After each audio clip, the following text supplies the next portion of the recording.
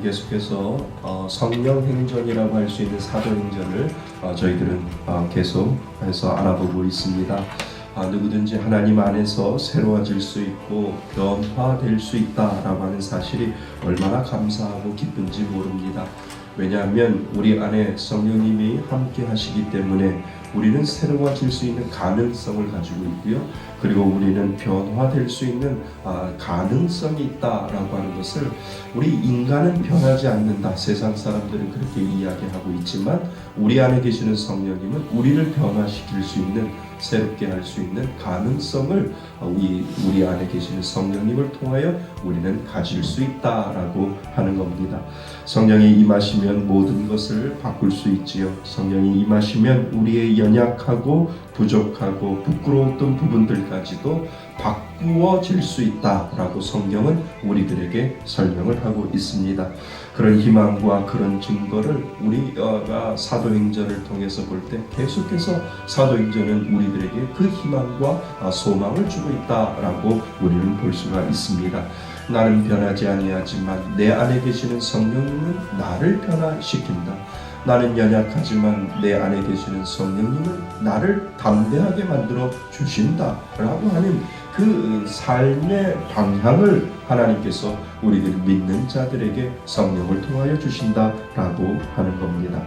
오늘 본문에서도요, 베드로의 모습을 통해서 저와 여러분이 주님 안에서 점점 새로워지고 그리고 변화되어지고 또 은혜 가운데 나아가는 아주 축복된 삶을 사실 수 있기를 바랍니다. 베드로가 변화되었어요. 베드로가 그 전의 모습과 그리고 성령이 임하신 이후의 모습이, 베드로는 변화된 모습으로 오늘 우리에게 보여주고 있다라고 하는 겁니다. 그래서 먼저 우리는 베드로를 통해서 이가 보여주는 이 담대한 성령의 능력이 무엇인지를 우리는 살펴보아야지요. 왜요?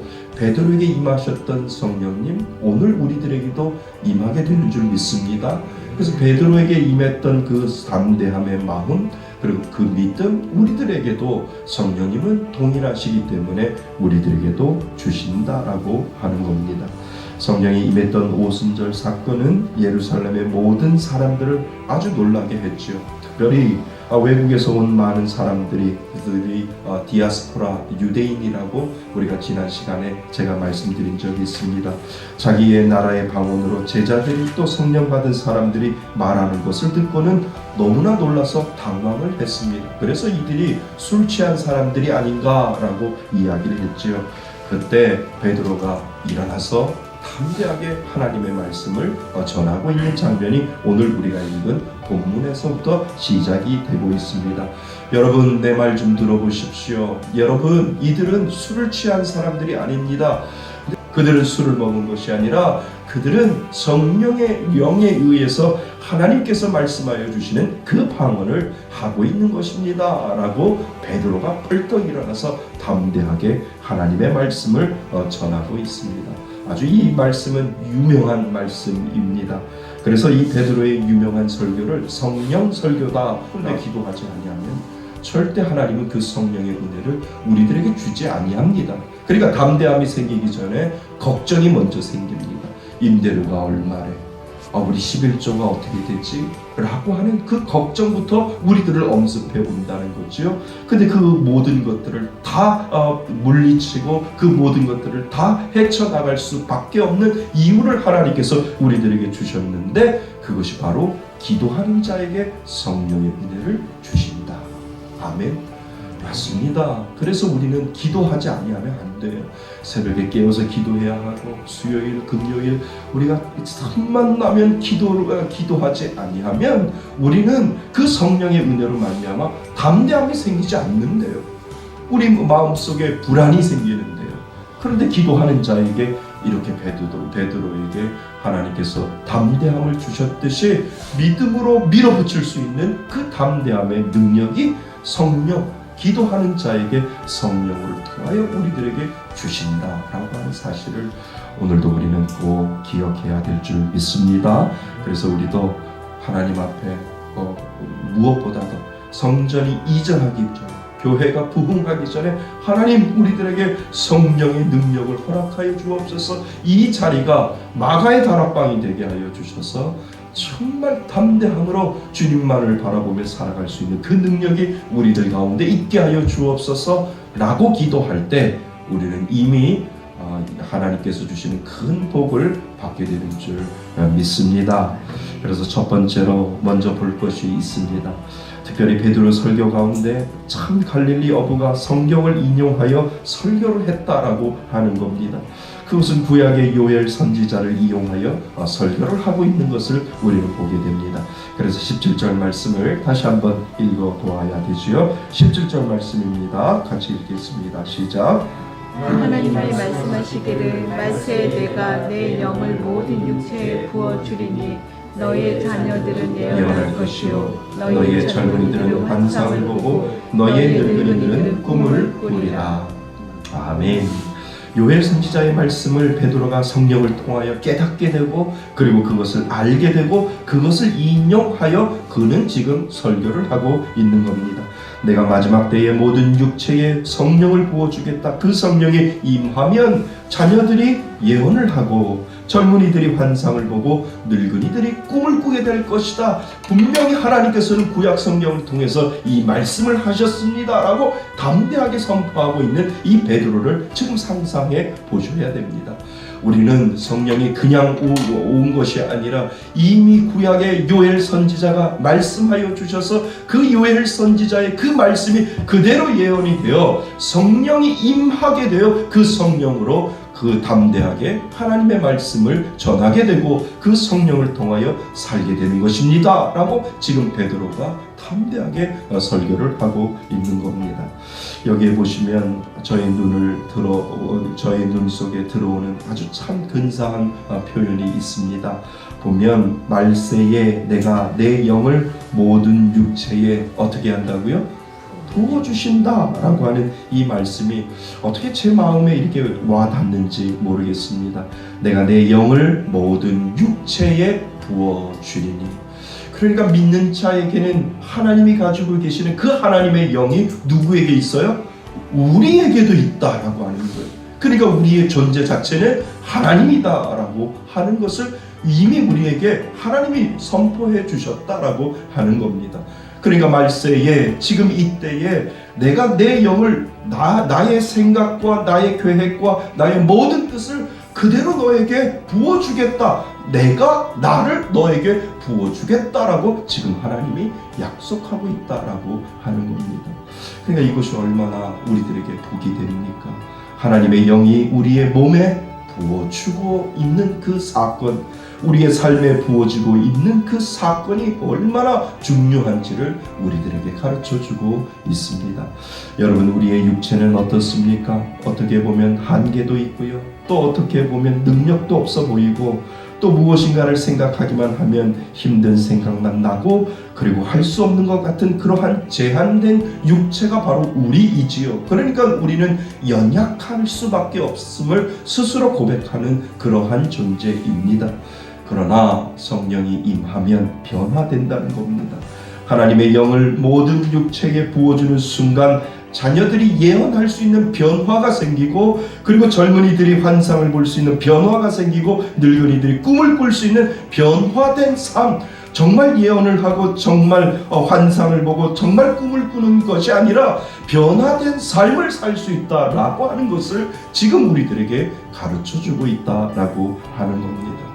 어떤 소망의 삶으로 변화를 가져오는 삶을 살 수 있다라고 하는 것을 우리들에게 가르쳐주고 있지요.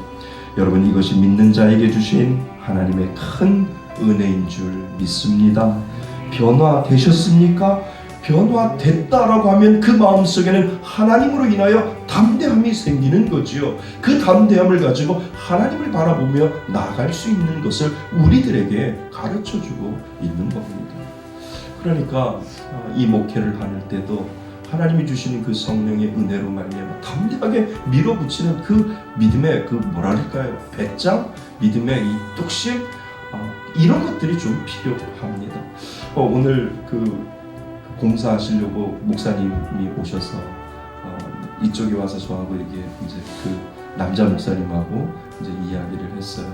우리 교회 이제 개척한 지 1년 하고 한 5, 6개월 지났습니다 라고 했더니 7년 목회를 하셨대요. 7년 목회를 하셨는데 자꾸 저를 이제 가르치려고 포기하지 마시고 열심히 하십시오. 그래서 예 목사님 아주 부족합니다. 열심히 해야죠. 열심히 해야죠. 저희 교회는 좀 독특하게 세상으로 가는 교회보다 좀 다르게 그런 마음으로 제가 개척을 했습니다. 특별히 모든 재정에 대해서 투명하게 이런 10원 한 장이라도 모든 성도들이 알아야 될 권리가 있고 그리고 하나님 앞에 낸 헌금을 정말 영광스럽게 사용할 수 있는 그런 것들이 필요합니다. 그래서 아주 투명한 재정을 하는 것이 교회의 목표입니다. 그것이 바른 교회고 그것이 건강한 교회라고 저는 생각을 합니다. 그랬더니 목사님 그렇게 하면 안 돼. 숨길 거는 좀 이렇게 감출 거는 감추고 숨길 거는 좀 그래야 목회할 수 있는 거예요. 마음이 씁쓸하다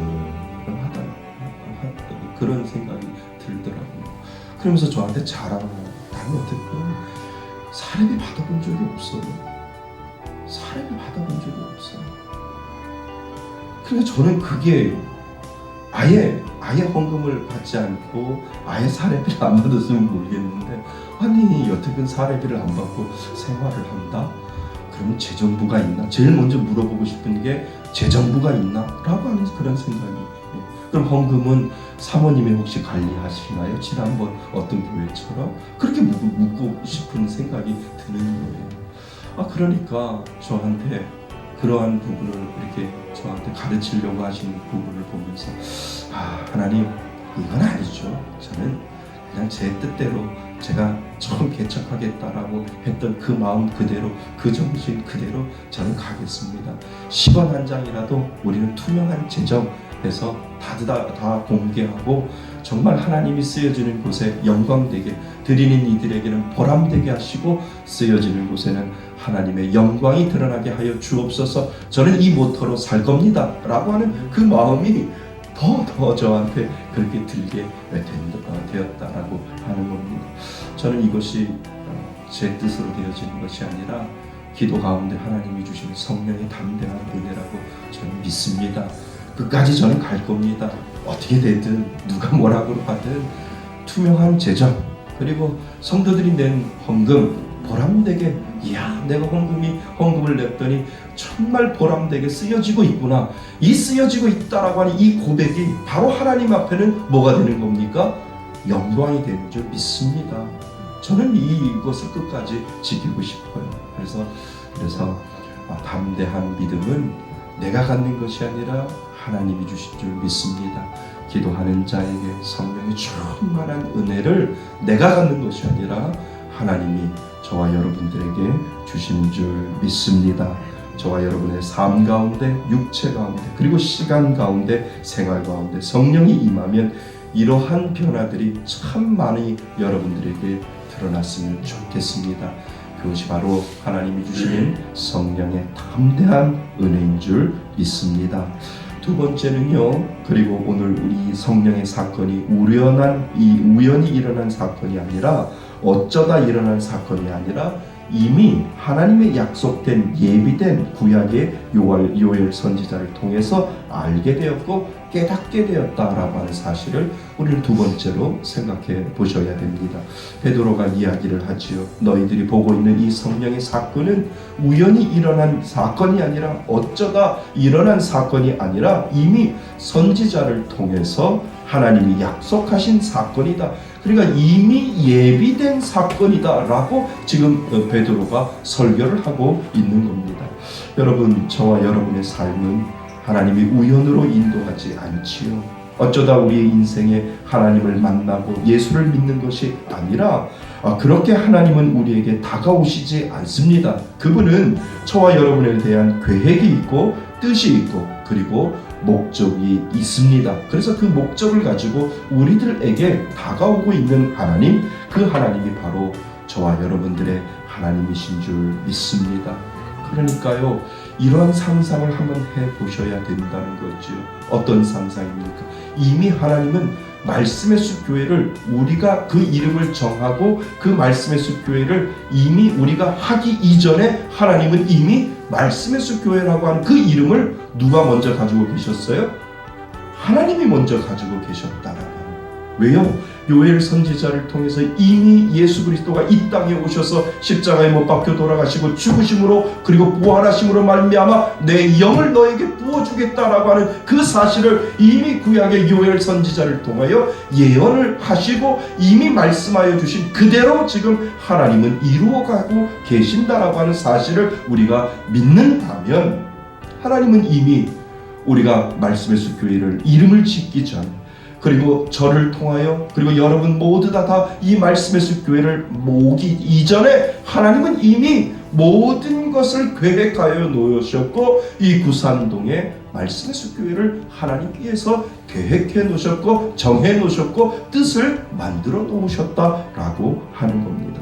그래서 어느 순간에 하나님께서는 이제 이 구산동이라고 하는 것에 2016년에 내가 구산동에 말씀의 숲 교회를 지어야 되겠다라고 하나님께서 이제 드러나는 말씀의 숲 교회를 만들어내겠다라고 하는 하나님의 계획이 스스로 마음속에 선포되어지고 그 선포되어짐으로 말미암아 사람들을 모으기 시작한 거지요. 그래서 너희들은 알지 못하지만 이 그룹이 내가 처음부터 작정했고 처음부터 계획했고 처음부터 내가 만들어 놓은 거야 라고 하나님께서 그렇게 말씀해 주신다라고 하는 겁니다. 이것이 바로 무슨 신앙인 줄 아세요? 퍼즐 신앙. 저는 퍼즐을 좋아하지 않지만 퍼즐이 맞춰가는 그 모습을 보면서 하나님의 은혜를 바라보고 있는 거죠. 지금도 하나님은 말씀의 숲 교회에 퍼즐을 지금 맞춰가고 있는 거예요. 하나하나 이상한 그림인데 이거를 어떻게 맞힐까라고 생각하다가 어느 순간에 딱 맞으면 그 퍼즐이 맞으면 얼마나 기분이 좋습니까? 하나님 앞에 그 퍼즐을 맞으면서 하나님 말씀의 숲 교회를 이렇게 만들어 가고 계시는군요 라고 하나님 앞에 우리가 고백할 수 있는 것은 하나님이 이미 작정된 그 계획 속에 모든 것들을 이루어가 주신다라고 하는 겁니다. 그러니까요, 이렇게 고백하면 잘못된 하나님 이제 말씀의 숲 교회를 시작합니다. 하나님 말씀의 숲 교회에 은혜 주세요. 하나님 말씀의 숲 교회에 많은 사람들을 보내주세요. 이것보다 더 건강한 복음적인 기도는 하나님 말씀의 숲 교회 만들어 놓으셨잖아요. 하나님께서 지금 어떻게 만들어 가실지 저는 기대할 거예요. 하나님 퍼즐 하나 더 맞춰주세요. 하나님 또 하나 맞춰주세요. 그리고 하나님이 이 말씀의 숲 교회를 통하여 이루어가는 어떤 어느 순간에 완성된 퍼즐을 보면서 하나님이 우리 말씀의 숲 교회를 꿈꾸고 있는 모습이 바로 이거였구나라고 하는 것을 하나님 제가 고백할 수 있게 해 주옵소서 라고 믿음으로 고백할 때 그때 놀라운 역사가 이루어지는 줄 믿습니다. 그래서 저와 여러분들은 이미 하나님이 베드로를 통해서 이 성령의 사건은 요엘에게 이미 하나님께서 미리 계획하시고 보내주셨던 것처럼 우리 말씀의 숲 교회에도 하나님께서 우리가 모든 것들을 만들어가기 이전에 이미 계획하시고 그리고 하나하나 당신의 퍼즐을 맞추러 가시는 하나님, 그 하나님이 바로 저와 여러분들의 하나님이신 줄 믿습니다. 그 은혜를 가지고 큰 하나님 앞에 나아가실 수 있기를 바랍니다.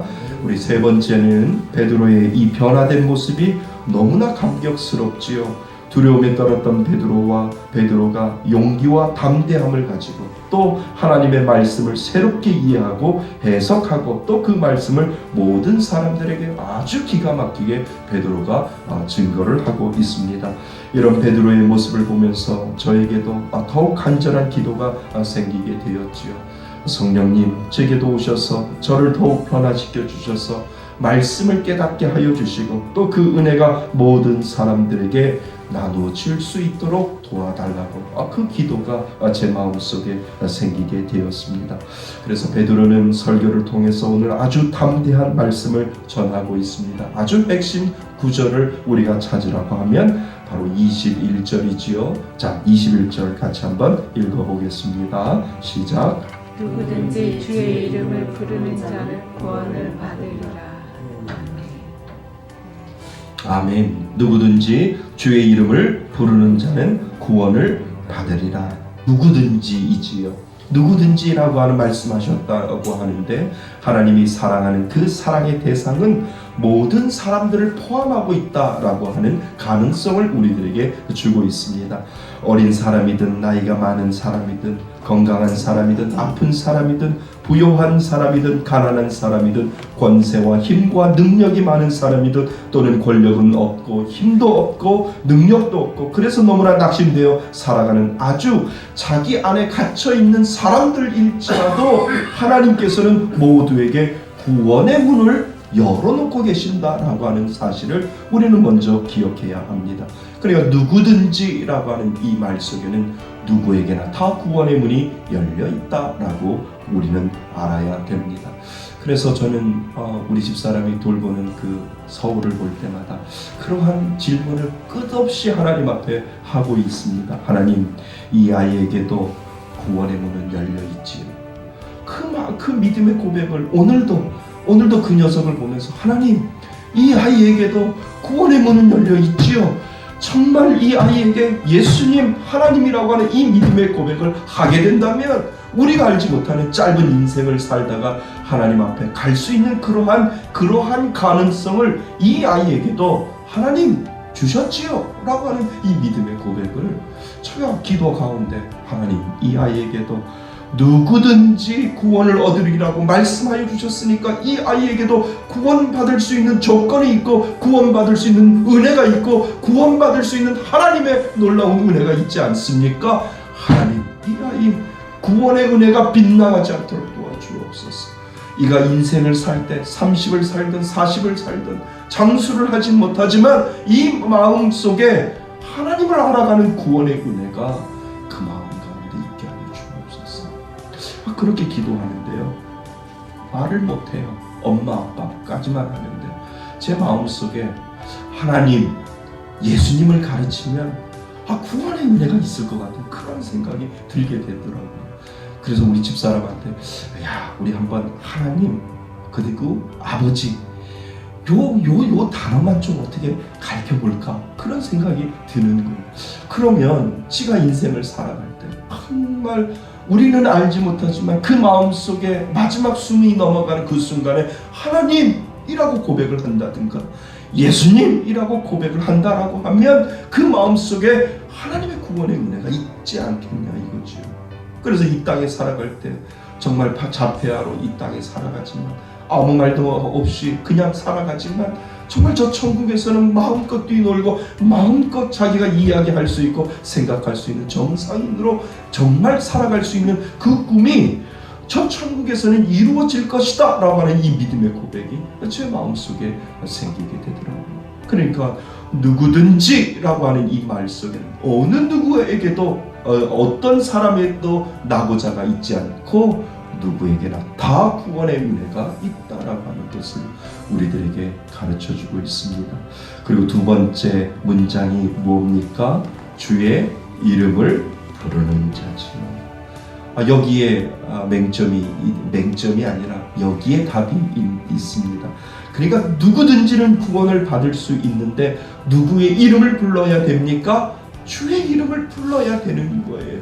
그러니까 이 서우가 이 마을 속에 누구든지라고 하는 그 대상 속에 그 아이가 포함되어 있다면 그 아이가 믿음으로 고백할 수 있고 신앙으로 고백할 수 있는 내 마음속에 주 예수 그리스도라고 하는 이 믿음의 고백을 하게 된다면 구원을 받을 수 있다라고 하는 것을 우리들에게 가능성을 보여주고 있는 겁니다. 모든 사람에게 구원의 문은 열려 있지만 그러나 모두가 구원받는 것은 아니지요. 예수 그리스도만이 구원의 은혜가 그 안에 있다라고 하는 것을 우리들에게 가르쳐주고 있습니다. 그렇다면 누구든지와 그리고 주의 이름을 부르는 자 그리고 마지막에는 뭐예요? 구원을 얻으리라. 이 세 번째 문장이 얼마나 중요한지 모릅니다. 왜요? 이 말은 성령으로 이루어진다는 거예요. 내 뜻으로 이루어지는 것이 아니라 내 계획으로 이루어지는 것이 아니라 더 나아가 나의 의지로 되어지는 것이 아니라 누구의 은혜로요? 하나님의 은혜로 그 구원의 은혜가 임하게 된다라고 하는 겁니다. 누가 구원을 받는가? 누구든지 구원을 받을 수 있지만 예수 그리스도의 이름을 부르는 자가, 예수 그리스도를 영접한 자가 구원을 받을 수 있다라고 하는 것, 그것은 내 능력으로 되어지는 것이 아니라 누구의 힘으로요? 성령의 은혜로 말미암아 구원을 얻을 수 있게 된다라고 하는 겁니다. 그러니까 결론은요, 성령님이 나를 먹게 하신다, 구원케 하신다. 따라해 보실까요? 성령님이 나를 구원케 하신다. 성령님이 나를 구원케 하신다. 네, 맞습니다. 성령님이 나를 붙잡아 나를 구원케 하시는 이는 성령님이라는 거예요. 그러니까 성령이 이 말세에 내 영을 너에게 부어주겠다라고 하나님께서 말씀하신 것, 그것은 선물이고 그것은 축복이고 그것은 은혜다라고 하는 것을 우리들에게 가르쳐주고 있는 거죠. 아무리 내가 구원을 받으려고 내 의지를 다한다 할지라도 그것은 내 뜻대로 되어지지 않는다라고 하는 사실을 우리들에게 가르쳐주고 있습니다. 그래서 우리 안에 하나님이 나와 함께 하시고 내 안에 성령의 은혜를 부어주심으로 말미암아 우리는 그 은혜로 살아가게 되는 줄 믿습니다. 사랑하는 성도 여러분, 성령으로 말미암아 변화된 삶을 사시기를 바랍니다. 성령님이 나를 변화시켜 줍니다.